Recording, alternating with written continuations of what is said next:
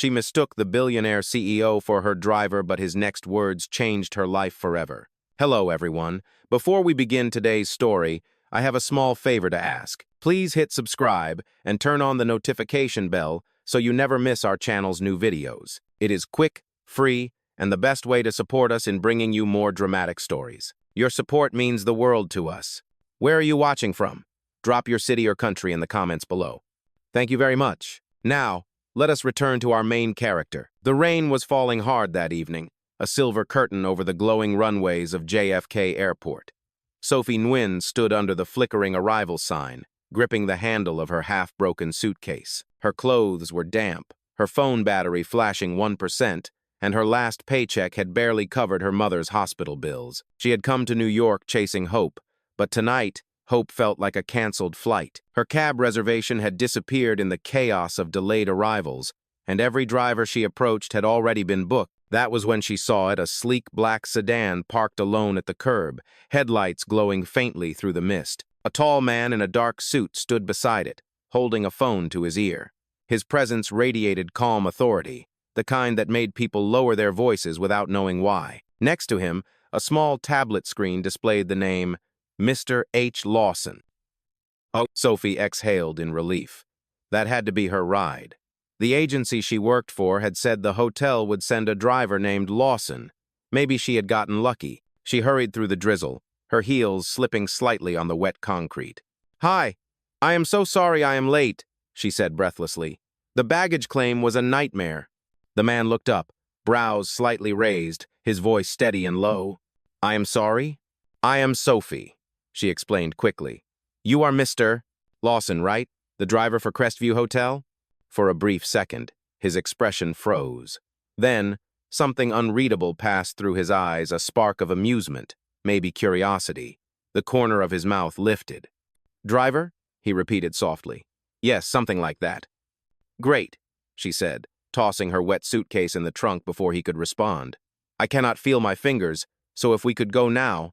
He opened the rear door for her without a word. Inside, the leather seats smelled faintly of cedar and rain. The city lights slid across his reflection on the window as he got behind the wheel. The silence stretched between them until Sophie began talking just to fill it. "You must pick up a lot of lost travelers like me," she said with a tired laugh. "I swear, if I do not find a steady job soon, my mom's doctor will kick me out of the billing office himself." He said nothing, but his eyes flicked toward her in the mirror, studying her. "Where do you work now?" "I just left a hotel downtown. They cut staff again." She shrugged. "Life happens." He nodded once, then made a call through the car's speaker system. His tone changed, precise, commanding. "Move the board meeting to tomorrow, and tell marketing I want the revised contract by morning." Sophie blinked. That did not sound like a driver. She opened her mouth to ask, but before she could, he ended the call and turned his gaze on her through the rearview mirror. "Miss Nguyen," he said evenly, "I am not from Crestview Hotel." Her stomach dropped. "Wait, what?" "I am Henry Lawson," he continued, "CEO of Lawson Global Holdings, and I believe you just got into the wrong car." Color drained from her face. "Oh my God, I am so sorry, I thought—" He raised a hand, stopping her apology. "It is all right. You needed a ride, and I could use a little help myself." Sophie blinked. "Help?" He looked ahead at the streaming rain, then back at her reflection, his voice calm but deliberate. "I have a business gala in 2 hours, and my family is expecting me to bring my fiancée. Unfortunately, she decided not to show up. So, if you are free for the next 48 hours, Miss Nguyen," he paused, letting the sound of the rain fill the silence, "I will pay you $25,000 to pretend you are her." Sophie stared at him, speechless. The city blurred past her window like a dream she could not wake from. A billionaire CEO, a stranger's car, and a proposal that made no sense. Her heartbeat echoed louder than the rain. "Did you just ask me to marry you?" Henry's eyes met hers in the mirror. "Think of it," he said quietly, "as a contract." Sophie could not tell if she had misheard him or if the rain outside had drowned out reason itself. $25,000, 2 days, pretend to be his fiancée. Every instinct screamed that this was insane, but the number echoed in her mind like a lifeline. 25,000 could clear her mother's hospital bill, pay the rent, maybe even give them breathing room for the first time in months. She looked at Henry Lawson, the billionaire CEO she had mistaken for a chauffeur only minutes ago. He sat composed behind the wheel, eyes steady, no trace of humor left. "This is not some kind of joke, is it?" she asked. "No joke," he said simply. "My board expects to see me with a fiancé at tonight's gala. It is a formality. Appearances matter. You need money. I need a solution. That is all." The car slowed at a red light, the wipers sliding rhythmically across the windshield. Sophie stared out at the blur of Manhattan lights, her pulse drumming in her ears. "What exactly would you need me to do?"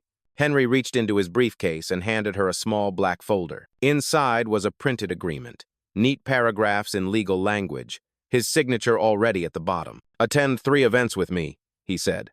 "Tonight's gala, a dinner with my board tomorrow, and a charity brunch the next morning. Behave as if we are engaged. After that, we part ways. You will receive payment in full." Sophie flipped through the pages, barely understanding the fine print. "You already had this written up?" "I was prepared for emergencies," he said, tone unreadable. "Apparently this qualifies." Her hands trembled slightly. "And you are sure I can do this?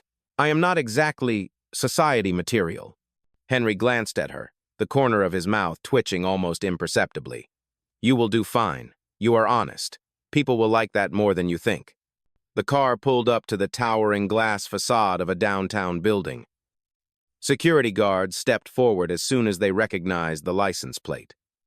Henry turned off the engine and looked at her one last time. "If you decide to walk away, do it now," he said quietly. "Once we go inside, there is no pretending halfway." Sophie took a long breath. She thought of her mother, the thin hospital blanket, the unpaid bills stacked on the counter. She thought of all the nights she had promised things would get better. "I will do it," she whispered. For the first time, he smiled, small but real. "Good, follow me." Inside the private elevator, she could see their reflections in the polished metal walls. Him, precise and confident. Her, nervous but determined. The elevator rose swiftly, each floor number glowing like a countdown. When the doors opened, she stepped into a world of glass, marble, and quiet power. His penthouse office overlooked the city like it owned the skyline itself. Henry handed her a velvet box. "You will need this." Inside lay a diamond ring, elegant and simple, too real to be pretend. Sophie stared at it. "It looks expensive." "It is," he said, "but it sells the story." He handed her a small contract envelope. "5 rules," he said evenly. "Do not reveal my real situation. Do not fall in love. Attend all 3 events. No staying overnight in my room. And after 48 hours, we end this." Sophie gave a nervous laugh. "Do people really sign up for things like this?" Henry's gaze softened, though his voice stayed firm. "Only people who have nothing left to lose." The city lights flickered across his face, half shadow, half gold. Somewhere deep inside, Sophie felt the faint tremor of fate shifting course. 2 strangers, 1 impossible deal. And 48 hours that would change everything. The next morning began with the sound of rain against the penthouse windows. Sophie woke up in a guest room bigger than her entire apartment, sheets soft as clouds, sunlight spilling across marble floors. For a moment, she forgot where she was, until she saw the garment bag hanging on the closet door with a note written in neat, elegant handwriting. "Breakfast at 9, fitting at 10, HL." Her pulse quickened. Henry Lawson, the billionaire CEO she had agreed to pretend to love for 48 hours. Downstairs, she found a breakfast table set with fresh fruit, croissants, and coffee that smelled too expensive to drink. Henry was already there, reading reports, perfectly composed in a navy suit. He looked up as she entered. "Good morning, Miss Wen," he said. "Morning," she replied softly. "Do you ever take a day off?" "Not in the last 10 years." He folded the paper neatly. "Today is not the day to start." Sophie tried to smile. "Right. About this whole fiancé thing, how exactly do I not embarrass you in front of New York's richest people?" His gaze softened slightly. "You will not. You just need to be yourself." Before she could respond, a stylist and an assistant entered, carrying boxes and makeup kits. "Miss Nguyen, we have to get you ready for tonight's dinner," one of them said cheerfully. The next few hours passed in a blur. Hair, dress, jewelry, everything transformed her into someone unrecognizable. When she finally looked in the mirror, she almost gasped. The woman staring back looked confident, graceful, and expensive. Henry appeared in the doorway holding a slim folder. For a second, he seemed caught off guard. "You look perfect," he said, his voice lower than usual. Sophie felt heat rise to her cheeks. "I just hope I can walk in these shoes without falling." "You will be fine," he said, offering his arm. "You always are." Huh. That evening, the gala hall glittered with crystal chandeliers and laughter. Photographers lined the red carpet as Henry guided Sophie through the crowd. Every head turned. Every flash of a camera captured them, the billionaire and the mysterious fiancé no one had heard of before. "Smile," Henry whispered under his breath. "Half the people here are waiting for us to fail." "I thought this was supposed to be fun," she murmured. "It is not," he said. "It is business dressed as charm." Inside, the music swelled, the scent of champagne filling the air. A reporter stepped forward, microphone in hand. "Mr. Lawson, congratulations on your engagement. How did you two meet?" Sophie froze. Her heart raced. She was supposed to lie, but the truth slipped out before she could stop it. "I mistook him for my driver at the airport," she said, "and he was kind enough not to throw me out of the car." The crowd went silent. Then laughter rippled through the room, warm and genuine. Henry turned toward her, the faintest trace of surprise giving way to a smile. "Well," he said smoothly to the reporter, "it was the most productive mistake of my life." The cameras clicked wildly. Sophie exhaled, her tension breaking into a small, nervous laugh. As they moved toward their table, Henry leaned close and whispered, "That honesty of yours dangerous, but effective." She smiled faintly. "So, did I just save your reputation or destroy it?" "Ask me tomorrow," he said. Later that night, when the music faded and the guests began to leave, Sophie caught Henry staring at her from across the table. There was something unguarded in his eyes, something real that had not been there before. For the first time since this strange deal began, Sophie realized she was not just pretending anymore, and neither, perhaps, was he. The following day began with a silence that felt heavier than the rain outside. Sophie sat at the breakfast table, stirring her coffee long after it had gone cold. The gala had gone better than she imagined, yet her chest felt strange, like something had shifted, and she did not know if it was safe to feel it. Henry entered the room, crisp and composed as always. He placed his phone on the counter and glanced at her. "You handled last night well," he said simply. She smiled faintly. "I did not ruin your company's reputation?" "Quite the opposite," he said. "Half of Wall Street is still talking about the woman who told the truth at my gala." Sophie laughed softly. "Guess honesty sells too." His eyes softened. "It does, especially when it is rare."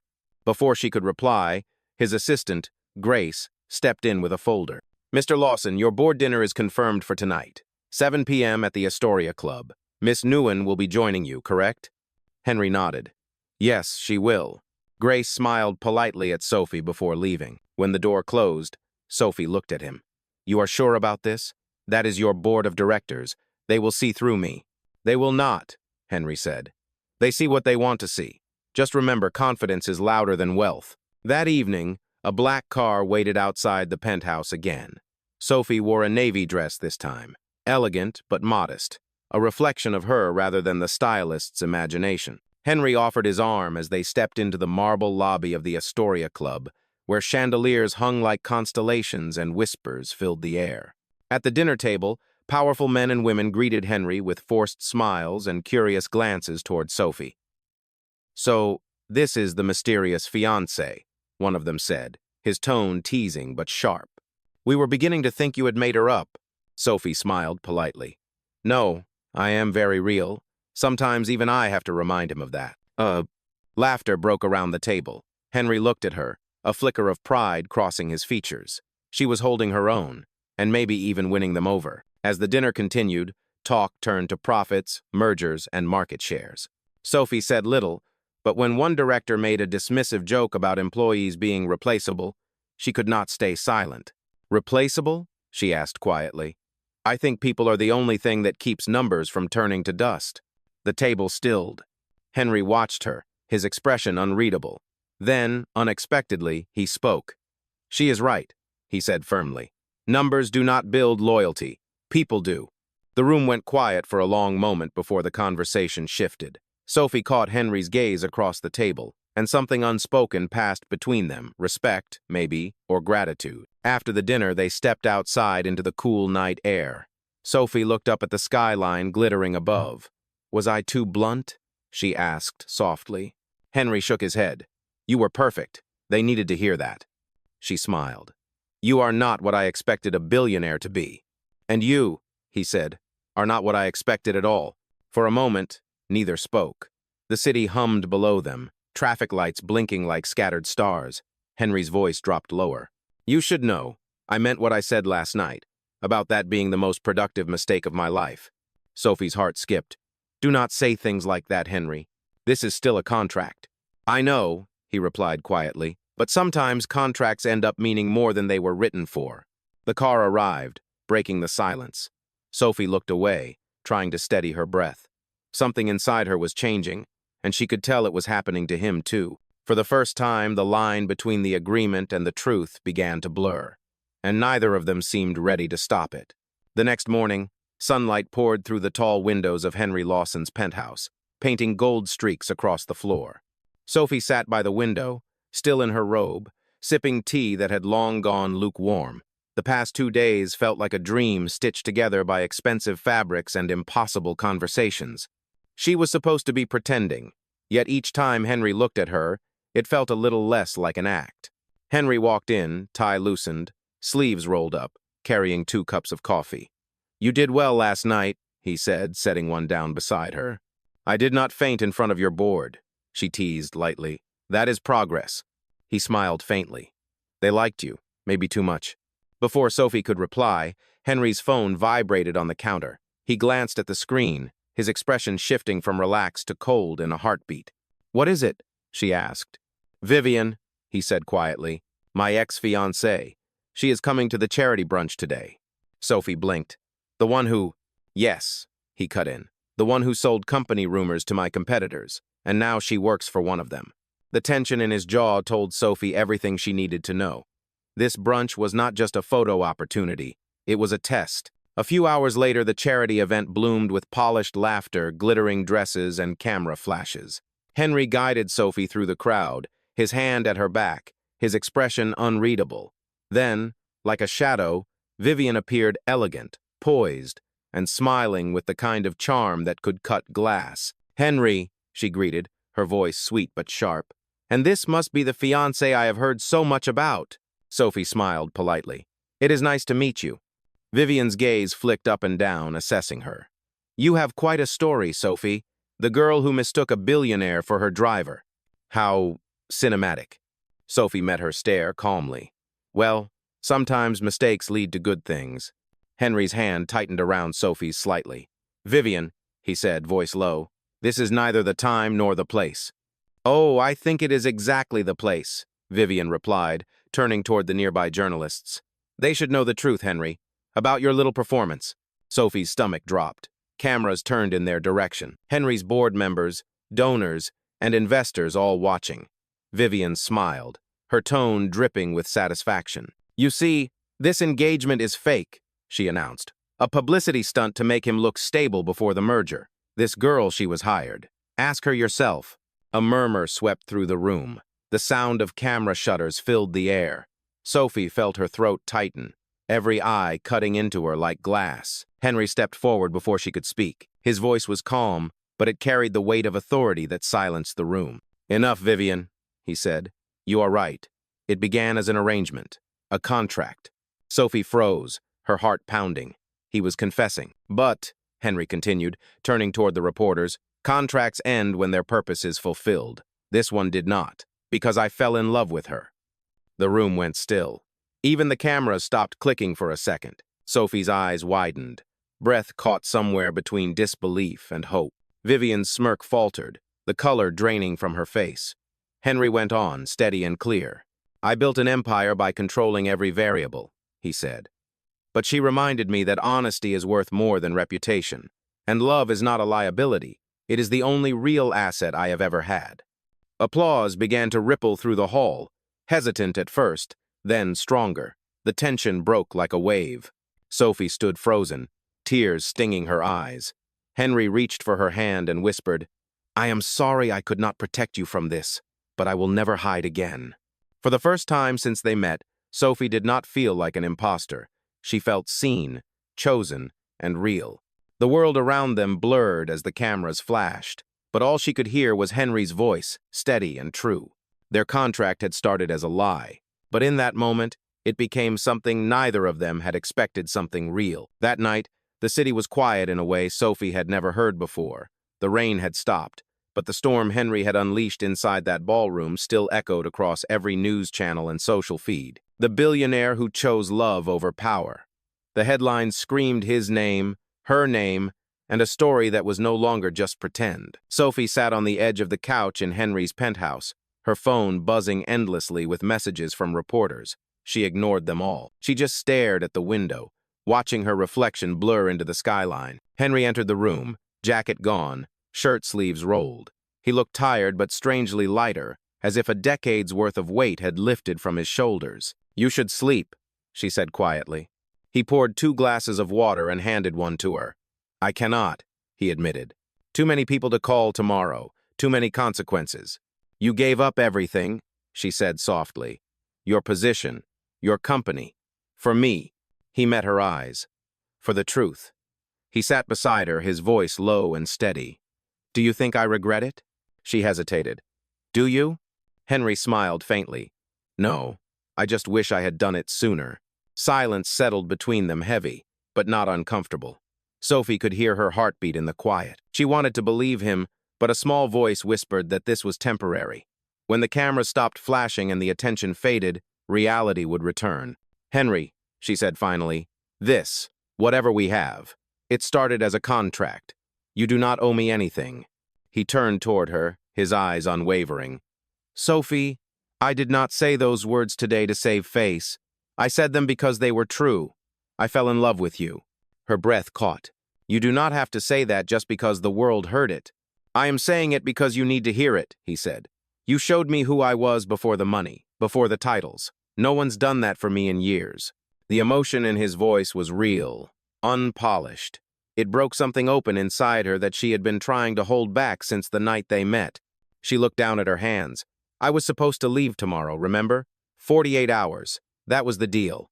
Then let us change the deal," Henry said softly.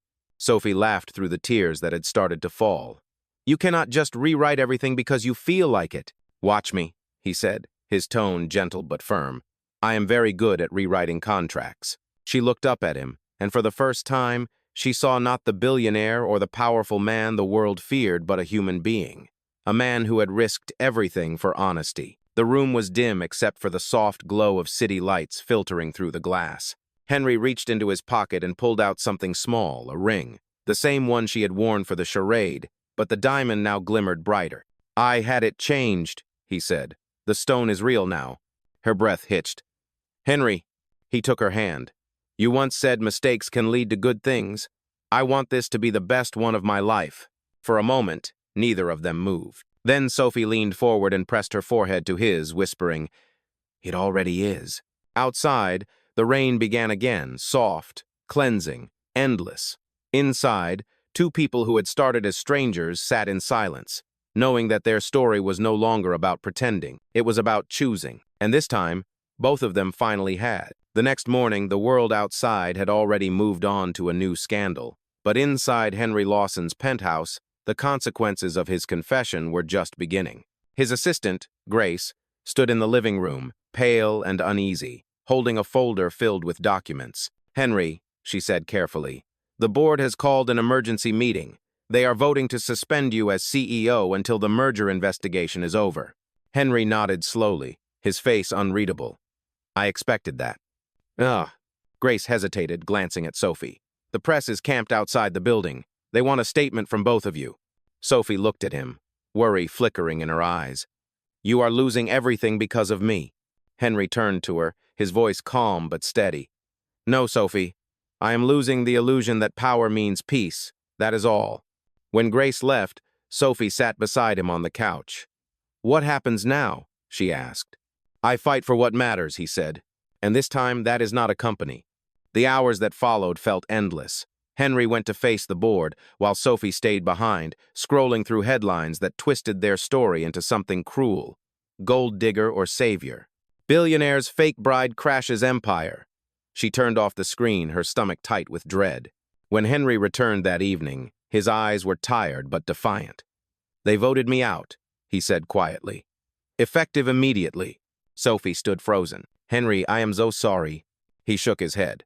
"Do not be. They needed a reason to push me aside. I just gave them an honest one." She stepped closer. "You worked your whole life for that company." He smiled faintly, but it did not reach his eyes. "Maybe that was the problem. I forgot to live outside of it." Before Sophie could answer, there was a knock on the door. A young delivery man stood there, holding a thick envelope. "For Miss Sophie Nguyen," he said. She opened it slowly. Inside was a contract with the letterhead of Lawson Global Holdings. Her name appeared next to a single line that read, "Creative Director, Community Initiative Program." Sophie looked up in confusion. "What is this?" Henry leaned against the doorframe. "Your new job," he said. "Before they voted, I proposed a final project funding small art studios in underprivileged neighborhoods. They approved it. You will lead it." Her eyes filled with tears. "You did that for me?" "I did that because of you," he said softly. "You reminded me why I built this empire in the first place, to create, not to control." Sophie took a trembling breath, the contract shaking in her hands. "I do not know what to say." "Say yes," he said. She looked at him, her voice barely a whisper. "Yes." Later that night, they stood on the balcony, city lights glimmering below them like fallen stars. The wind was cool, carrying the faint sound of traffic from the streets far beneath. Henry turned to her, his tone gentle. "I have lost my title, my position, my so-called legacy, but for the first time, I do not feel empty." Sophie reached for his hand. "Maybe because you finally let yourself be human." He smiled at her words, a quiet peace settling over his features. "And maybe because I finally met someone who saw the man, not the name." For a long moment, they stood in silence, two silhouettes against the skyline. No contracts, no cameras, no lies. Just two people standing on the edge of a life they had not planned but could no longer imagine living without. The storm had passed, but what remained between them was stronger than any promise inked on paper. It was something real, something neither power nor money could ever buy. 2 weeks later, the world had quieted. The headlines faded, the reporters moved on, and for the first time in years, Henry Lawson's name no longer dominated the financial pages. The empire he built now belonged to others, but Henry did not seem to mind. He spent his mornings at the community art center Sophie was setting up in a converted warehouse near the East River.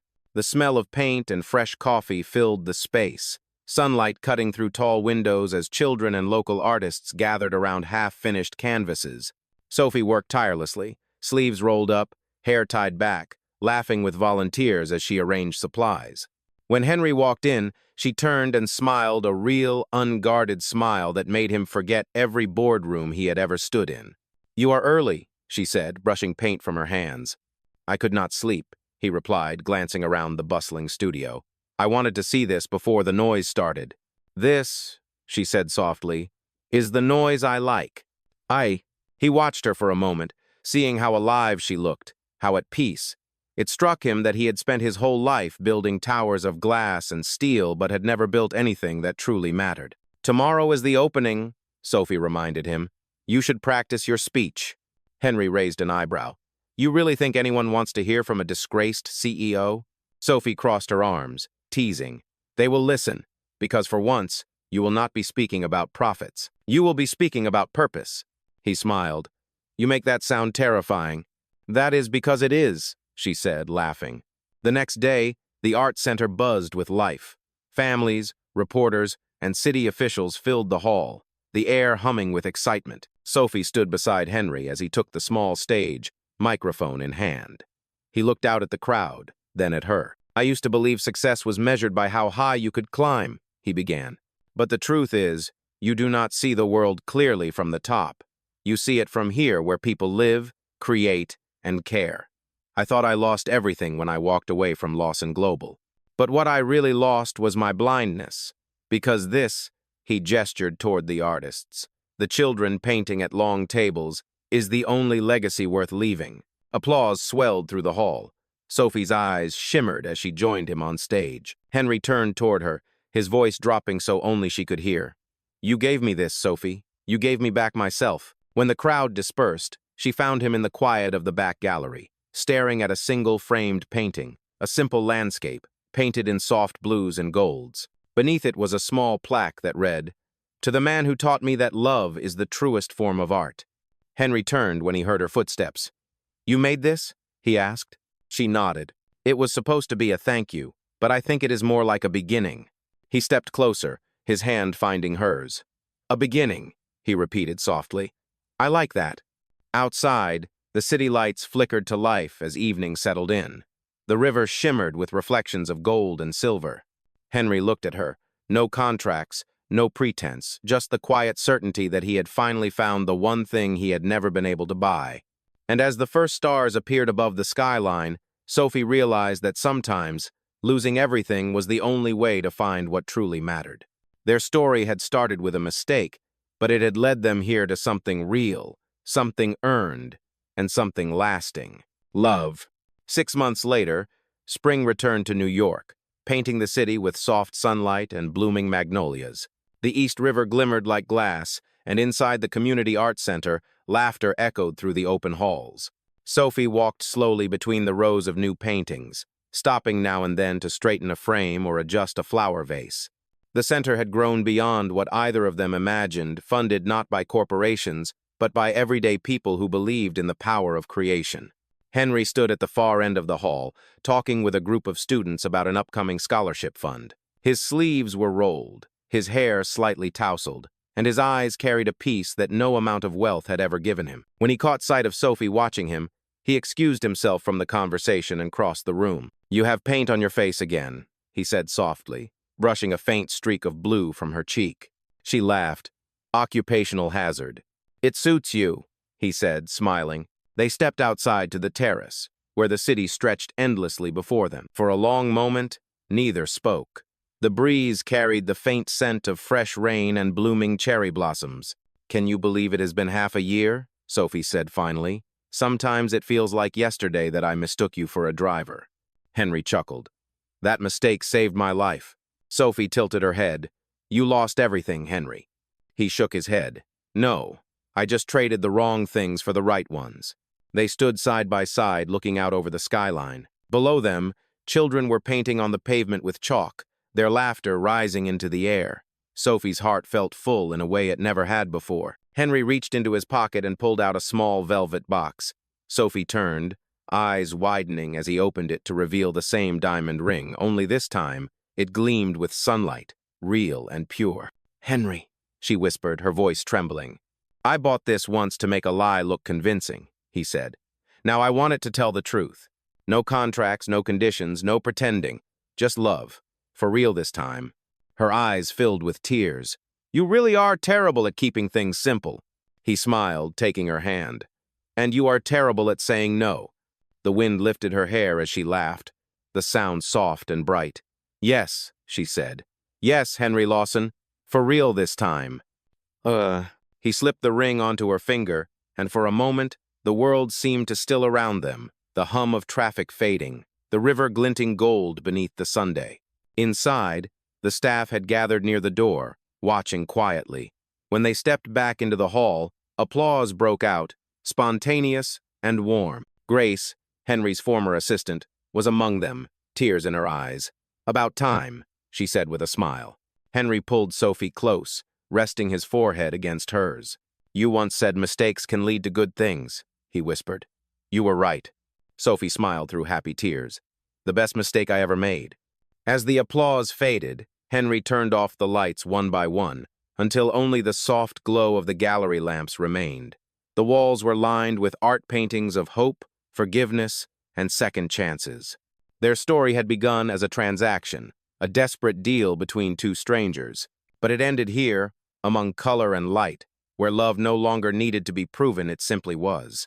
Outside, the city pulsed with life, and for the first time in a long time, Henry and Sophie felt exactly where they belonged, no longer bound by contracts or secrets, but by something far greater, a promise freely made, a love honestly earned. And as the evening sky turned gold, their story closed where all the best ones begin, at Forever's door.